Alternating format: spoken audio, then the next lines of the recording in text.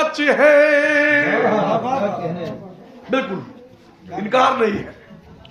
خوشبو میں بہتر ہے،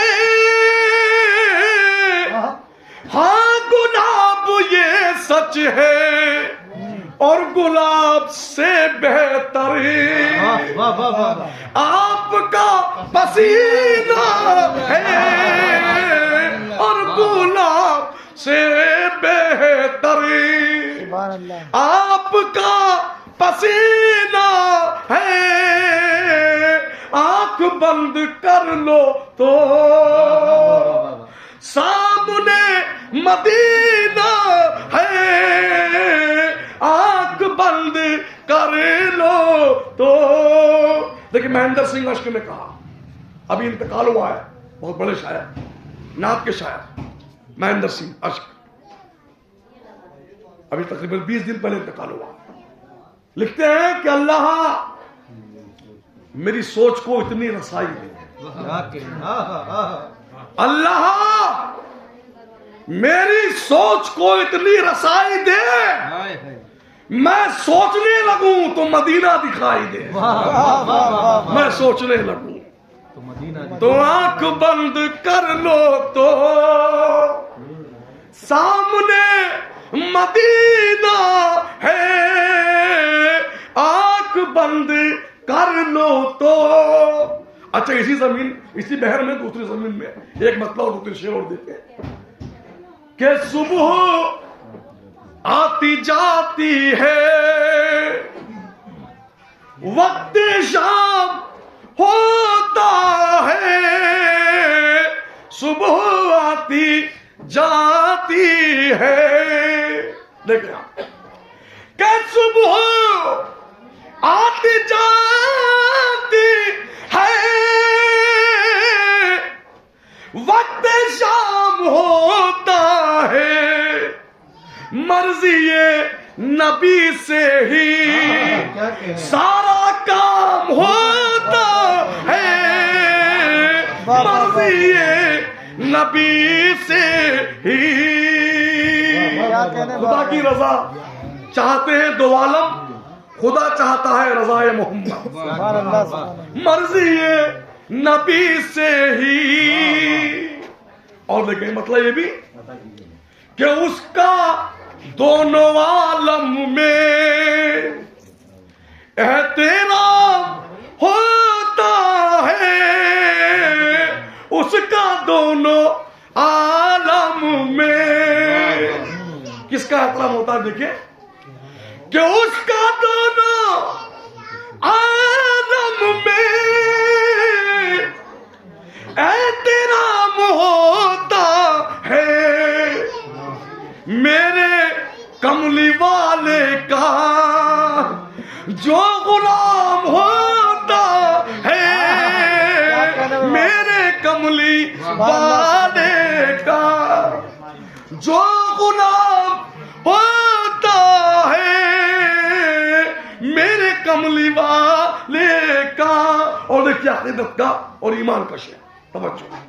اور آج کی نسبت سے بھی جیسے بتایا گیا 13 رجب شروع ہو چکا ہے، تاریخ 13 رجب کی، اور مولا کائنات کی پیدائش کا دن شروع ہو چکا ہے. دیکھیں آپ کہ وہ حسین ہو یارو یا حسن ہو یا حیدر، وہ حسین ہو یارو یا حسن ہو یا حیدر، ارے جو نبی کا پالا ہے وہ امام ہوتا ہے، جو نبی کا پالا ہے وہ امام ہوتا ہے، مرضی نبی سے ہی. تو بات چلی تھی کہ خوشبو میں بہتر ہے، ہاں گلاب یہ سچ ہے، اور گلاب سے بہتر آپ کا پسینہ.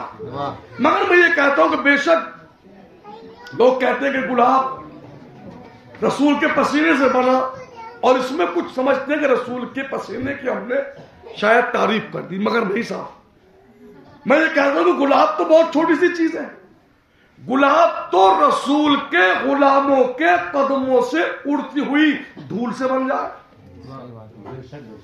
تم پسینے کی بات کر رہے ہو، اگر بات رسول کے پسینے کی کرو گے حضرت گرامی، تو رسول کا پسینہ کیا ہے یہ الگ، اور رسول کے غلام کیا ہے یہ دیکھیں آپ۔ ایک واقعہ مجھے یاد آتا ہے کہ جب حضرت آدم علیہ السلام کو رب کائنات نے جنت سے نکال کر کے زمین پر بھیجا، تو ہرنیوں کے ایک گلے کو، ایک ریوڑ کو معلوم ہو گیا، انہوں نے آپس میں مشورہ کیا کہ بھئی اللہ کا نبی ہماری زمین پہ آ گیا، آؤ چلو ان کا دیدار کر کے آئیں گے۔ اب دیکھیے یہ واقعہ جہاں ایک طرف یہ بتائے گا کہ نبی کا پسینہ کیا ہے، وہی دوسری طرف یہ بھی بتائے گا کہ انسان کی نیت کیا ہوتی ہے۔ دیکھیں آدم آ گئے، ہرنیوں کے گلے نے، ہرنیوں کی ایک بھیڑ نے آپس میں مشورہ کیا، ایک جھنڈ نے، کہ بھئی اللہ کے نبی ہمارے زمین پہ آئے ہیں، چلو چلو ان کا دیدار کر کے آئیں گے۔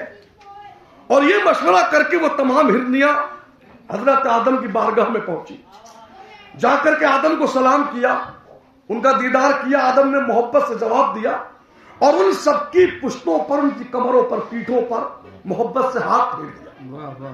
حضرت گرامی آدم علیہ السلام کا ان ہرنیوں کی کمر پہ ہاتھ پھیرنا تھا کہ ان کے اندر گلاب نہیں بلکہ دنیا کی سب سے اچھی خوشبو مشک پیدا ہو گئی، کستوری پیدا ہو گئی۔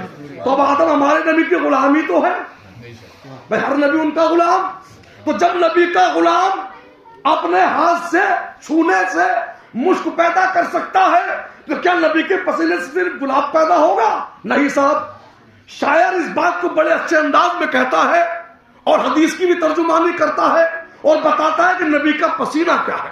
اور یہی شاعری کی خوبی ہوتی ہے کہ جو بات دو کتابیں خوبصورت انداز میں نہ کہہ سکے، شاعری اس کو دو مصروں میں کہہ جاتی ہے۔ شاعر لکھتا ہے کہ یا رسول اللہ تمہارے حسن سے سب نوری پیکر بنتے جاتے ہیں۔ نبی کا پسینہ دیکھیں آپ، یا رسول اللہ تمہارے حسن سے سب نوری پیکر بنتے جاتے ہیں، ارے پسینہ گرتا جاتا ہے، پیغمبر بنتے جاتے ہیں۔ یہ ہے نبی کا پسینہ، یعنی آپ کا پسینہ یہ نہیں ہے کہ صرف گلاب پر گیا، نہیں صاحب، جب پسینہ گرا آدم بنے، پسینہ گرا نوح بنے، پسینہ گرا شیش بنے، پسینہ گرا لوط بنے، پسینہ گرا یحییٰ بنے، پسینہ گرا زکریا بنے، پسینہ گرا یونس بنے، پسینہ گرا یوسف بنے، پسینہ گرا یوحنا بنے، پسینہ گرا بدر بنے، پسینہ گرا کیدار بنے، پسینہ گرا ایوب بنے، پسینہ گرا یعقوب بنے، پسینہ گرا داؤد بنے، پسینہ گرا ابراہیم بنے، پسینہ گرا اسماعیل بنے، پسینہ گرا اسحاق بنے، پسینہ گرا سلیمان بنے، پسینہ گرا موسیٰ بنے، پسینہ گرا تو عیسیٰ بنے۔ تمہارے حسن سے سب نوری پیکر بنتے جاتے ہیں، پسینہ گرتا جاتا ہے، پیغمبر بنتے جاتے ہیں۔ تو یہ ہے نبی کا پسینہ۔ اب میں واقعے کو اور آگے بڑھانا چاہوں تو بتایا تھا کہ آدمی کی نیت کیا ہوتی ہے۔ اب ہرنیاں جب واپس آئیں تو ان کے اندر سے خوشبو آ رہی تھی جو ان کے اندر پہلے نہیں تھی، تو اب انہی کی برادری کی ہرنیوں نے دوسری جو ہرنیاں تھیں انہوں نے کہا بھائی تم بھی تو ہماری ہی طرح ہو، تو پھر تمہارے اندر خوشبو کیوں آ رہی ہے؟ معلوم یہ ہوا کہ شکل و صورت ایک جیسی دیکھ کر کے دھوکہ مت کھاؤ، یہ مت کہو کہ ہماری طرح ہے، یہ بھی تو دیکھو یہ آگ کس کی بارگاہ سے رہی ہے، کیا کہنے، تم بھی ہرنی ہو یہ بھی ہرنی ہے، مگر یہ ایک نبی کا دیدار کر کے آ رہی ہے۔ کہا تم بھی تو ہماری طرح ہو، تمہارے اندر خوشبو کہاں سے آ گئی، ہمارے اندر کیوں نہ آئی؟ انہوں نے کہا ہم اللہ کے نبی حضرت آدم کا دیدار کرنے گئے تھے، انہوں نے ہماری کمر پہ محبت سے ہاتھ پھیر دیا اور ہمارے اندر یہ مشک پیدا ہو گیا، کستوری پیدا ہو گئی، اسی دن سے یہ ہرن کستوری والا پیدا ہوا۔ کہا اچھا، اب یہ سن کر کے انہوں نے بھی مشورہ کیا کہ چلو بھائی چلو ہم بھی چل رہے ہیں آدم کے یہاں پر اور ہم بھی خوشبو لے کر آئیں گے۔ جملے پر غور کر لینا، چلو ہم بھی چل رہے ہیں ہم بھی خوشبو لائیں گے۔ اب یہ کہہ کر کہ وہ ہرنیاں بھی آدم کی بارگاہ میں گئیں انہوں نے بھی آدم کو جا کر کے سلام کیا. حضرت آدم علیہ السلام نے ان کی بھی سلام کا جواب دیا اور ان کی کمر پہ بھی ہاتھ پھیر دیا. مگر سنو جی، آدم بھی وہی، آدم کا ہاتھ بھی وہی، ہرنیاں بھی نسل بھی وہی، ہرنیوں کی کمر بھی وہی. مگر پہلی والی ہرنیوں کی کمر پہ جب آدم نے ہاتھ پھیرا تھا تو ان کے اندر مشک پیدا ہو گئی تھی، خوشبو پیدا ہو گئی تھی. مگر دوسری والی ان ہرنیوں کی کمر پہ جب آدم نے ہاتھ پھیرا تو ان کے اندر خوشبو پیدا نہ ہوئی. کیا بات؟ کیا آدم کے ہاتھ میں کمی آ گئی تھی؟ نہیں صاحب، آدم کے ہاتھ میں کوئی کمی نہیں تھی. کمی ان ہرنیوں کی نیت میں تھی.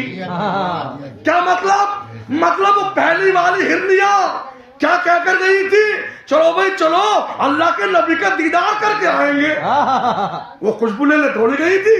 اور بعد والی کیا کہہ کر گئی تھی کہ چلو بھائی چلو خوشبو لے کر آئیں گے. تو ان کی نیت میں لالچ نہیں تھی، محبت تھی آدم کی، نبی کی. ان کی نیت میں محبت نہیں تھی، لالچ تھی خوشبو کی. بات ثابت ہو گئی کہ جو حج کرنے کے لیے جنت کی لالچ میں جائے گا وہ کچھ نہیں پائے گا، اور جو نبی کے روزے کا دیدار کرنے جائے گا وہ سب کچھ پائے گا. تو یہ ہے وہ حدیث بخاری کی پہلی حدیث انما الاعمال بالنیات کا